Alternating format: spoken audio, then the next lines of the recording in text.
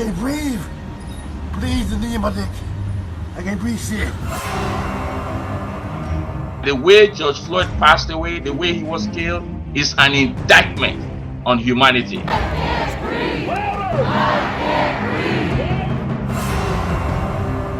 breathe. George Floyd has become a symbol for the seemingly countless and often nameless victims of historic racial discrimination, inequities, and inequalities. And we owe it to all victims to say enough is enough. And we cannot, and we will not, continue on that path. The social environment, the political will and leadership remain essential elements on the road to this just and diverse and equitable society that we all want. We had to stand up. We had to use our voices. We had to declare our humanity and our resistance to that oppression. And sometimes we'd have people who would join us who are allies and accomplices in that fight.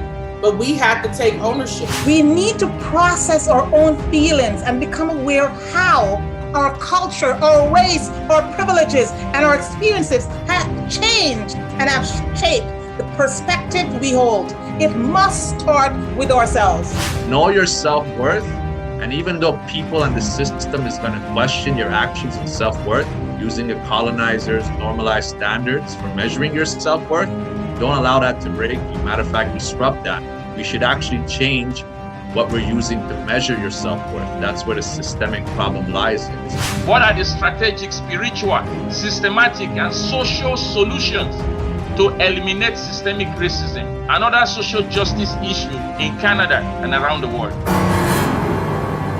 That we must hold school boards accountable to implement an equity and inclusive education framework to dismantle anti-Black racism. At the societal level, we need to challenge stereotypes. We need policies, we need programs, we need investments. We need organizational commitments. And I know Alex works really hard with lots of companies to get strategies in place, to get them to make commitments, to do things that will really drive change. If law enforcement is going to serve its proper role in the community, we owe it to the public to make sure that our training is speaking towards things that we never used to speak to before. So the importance of social justice was something that was never taught before. We were just taught law, but understanding every action has social impact. And if you understand the role that social justice plays, you can better perform in those moments, and you can have a much more positive outcome at the end of the day, and you can add value to the communities that you serve. The training that is offered to our police officers today has to be diverse. It cannot only come from the police college instructors who are at the police colleges and academies.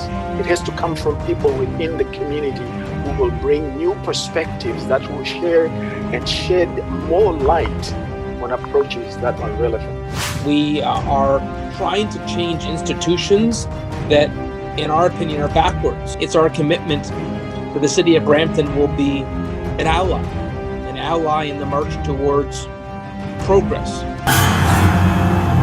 Being committed to justice is refusing to simply move with the tenor of our times, but it's to challenge the things around us, strengthening community partnerships, improving representation at the decision-making table, democratizing our system of public procurement, and including more people in the process. You have to believe in social justice and push for the right things. You have to feel it in your heart and understand and know that it's right and it's the right thing to do. And then with your hands, you have to get into it and actually perform it. As leaders, we should also be praying. What it does, it puts you in the right mindset when you're doing the work. It makes sure your heart is in the right place when you're doing the work. It makes sure that you're doing the work for the right reasons and not for hidden agendas. And so we really have to be brave enough, and it does take a lot of bravery, to not only just march, but to say, you know what? I'm not going to stop marching until I hold the politicians accountable.